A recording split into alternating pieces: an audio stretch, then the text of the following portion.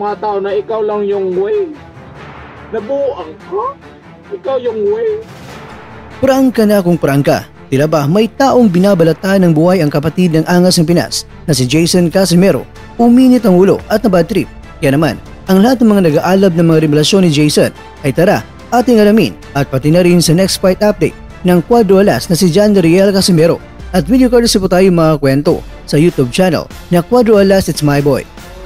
May narinig akong balita na yung asong puti nakamoy ng pira. Yung asong puti nakamoy ng pira, kaya ngayon nag-call out sa amin. Nag-call out kay Utol. Aba, parang sa tingin niya parang hindi matutuloy yung Inoue fight kung wala siya. Bakit yung kay Fulton? Bakit yung kay sino ba yun? Yung kalaban ni Inoue na maliit, si Butler, bakit natuloy? Wala ka naman doon. Hindi mo naman tao yun. Parang inaano niya ngayon na malakas siya kung andyan siya. Aba, nakaamoy yung pira yung asong puti. Yung asong puti, nakaamoy ka na naman ng pira. So ngayon, malapit na ang ihayag yung big fight ni Utol. Alam ko na sabihin mo na naman ngayon na hindi makakalaro si Utol ng malaking laban kung hindi dahil sa'yo. Alam ko na yun sasabihin mo pag i-announce na yung papalapit na laban ni Cuadro Alas. Yung puting dyan, yung asong puti, nakaamoy ng pira, nag-call out na naman. Abangan nyo guys yung reaction ni Cuadro Alas mamaya. Pupuntahan ko siya sa bahay niya. And guys balita nyo po sa buong mundo na yung asong puti nagko-call out na naman ngayon kay Utol kasi nakaamoy ng pera. Alam namin sa team namin kung kailan magaganap yung Naoya Inoue, kung kailan yung nalalapit na laban ni Utol ngayong taon, pero hindi namin inuunahan yan. Basta hintayin niya lang. Ito guys, ang tingin ko guys, sasabihin na naman dyan ni Tae, huwag na kayong maniwala dyan na hindi magkakaroon ng big fight si Utol kung hindi dahil sa MP promotion. Ganun na naman sasabihin niya. Pero alam namin na may laban. Alam namin na may laban na paparating. Oh, lako. Ngayon, alam namin na may laban na paparating na magandang laban. So ngayon, sasabihin na naman nila ngayon na hindi magkakaroon ng magandang laban yan si Casimero. Kasi kung hindi dahil sa MP. Nako. Nakaamoy lang kayo ng pira. Tapos pinapaano nyo pa. Mamaya hintay kayo sa reaction ni Utol. Kasi pinapunta ko niya Sabi niya ito yung magandang tol. Dibat. Hantay ka ngayon yung puting yung asong puti. Kaamoy lang ng pira. Nag-call out. Parang sa tingin niya hawak niya si Inoue. Nako. Wala pa, hindi pa yan lumaban yung bata ninyo. At ito lang real talk. Ayan, nilagay ko dyan, real talk. Hindi yan kalabanin ni Inoue yung bata ninyo kung hindi yan mahina. Yan lang. At alam mo naman puting aso, yung asong puti dyan, alam mo naman na pinapakain mo lang yung bata mo. Hindi mo ibibigay yan. At kung gusto mo ng pira, maraming pira dyan. Pero yun lang, hindi kalakihan. Mas malaki talaga kay Inoue. At kung ayaw mo talagang mawala yung belt ng bata mo, hindi mo ipapakain yan kay Inoue. Kasi alam mo na mas malakas talaga si Inoue. Pinapakain mo lang yan kasi nga magkakaroon ka ng pira malaki. Pira-pira lang yan sa'yo So ngayon, pinapaano mo sa mga tao na ikaw lang yung way. Nabuang ka? Ikaw yung way. Bakit nung lumaban si Butler at Inoue, ikaw yung way? Nabuang ka? Puti kang itlog. Mamaya abangan mo ang reaksyon ni Utol. Na lang ako, parang uminit ako kasi sobrang init dito sa sa pinatambakan ko ng lupa. Alam ko, doon ka pumusta kay Inoue. Kasi magkakapira ka at hindi mo, pinapakain mo lang yung bata mo.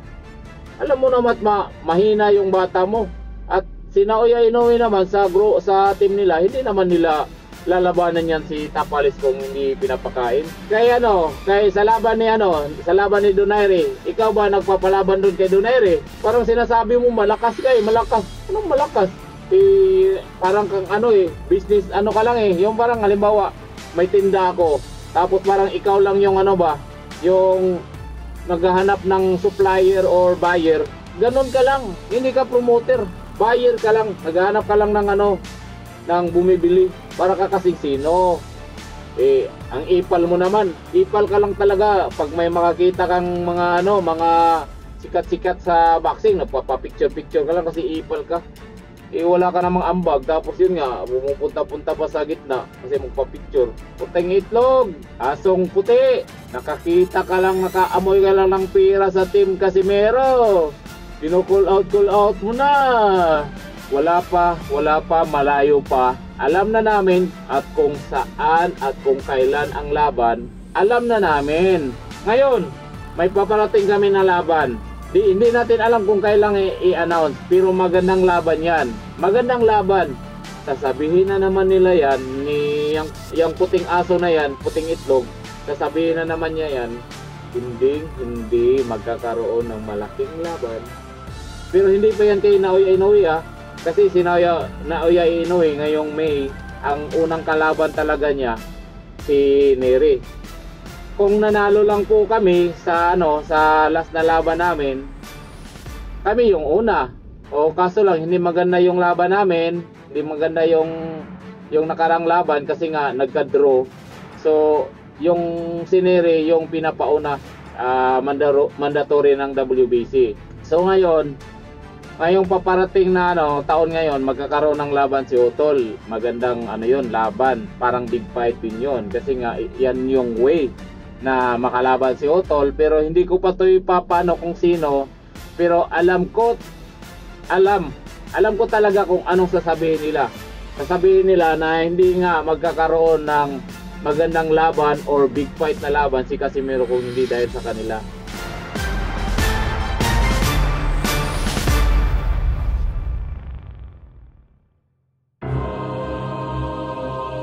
Mga kakwento, sumabog na at hindi nakatiis na itong si Jason. Kaya naman mga kakwento, baka pwede namang mahingi kung ano ang reaksyon mo.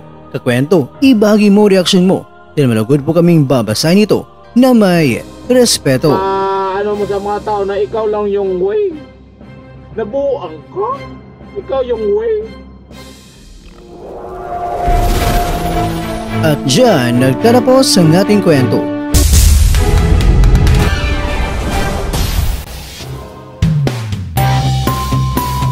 Maraming salamat mga kakwento sa inyong panonood.